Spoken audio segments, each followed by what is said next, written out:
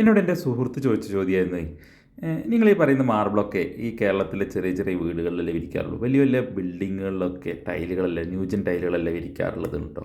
ഇത് കേട്ടപ്പോൾ എനിക്ക് അതിശയം തോന്നിട്ടോ. ലോകത്ത് ഞാൻ കണ്ടിട്ടുള്ള ഒട്ടുമിക്ക ബിൽഡിങ്ങുകളിലും ഇതുപോലത്തെ മാർബിൾ കല്ലുകളാണ് വിരിക്കാറുള്ളത്. ഞാനിപ്പോൾ കാണിക്കുന്നതിൻ്റെ മക്കയും അതുപോലെ തന്നെ മദീനയുടെയൊക്കെ ലൊക്കാലിറ്റികളാട്ടോ. അവിടെയൊക്കെ കണ്ട നിങ്ങൾ പക്ക വൈറ്റ് മാർബിൾസാണ് വിരിച്ചിട്ടുള്ളത്. അതെന്തുകൊണ്ടാണെന്ന് നിങ്ങൾ ചിന്തിച്ചിട്ടുണ്ടോ? കാരണം ഏറ്റവും കൂടുതൽ എലഗൻ്റായിട്ടും ലക്ഷറിയസ് ആയിട്ടും ഫീൽ ചെയ്യുന്നത് മാർബിൾ തന്നെയാണ്. അത് നല്ല ക്വാളിറ്റിയിൽ മെയിൻറ്റെയിൻ ചെയ്യുകയാണെങ്കിൽ നമുക്ക് ഏറ്റവും ഭംഗിയിൽ കാലാകാലം ഉപയോഗിക്കാൻ പറ്റും. ഇവർക്കൊന്നും ടൈല് വിരിക്കാൻ പൈസ ഇല്ലായിട്ടൊന്നല്ലല്ലോ, ഡിസൈൻസും കാര്യങ്ങളൊന്നും അറിയാനിട്ടൊന്നല്ലോ.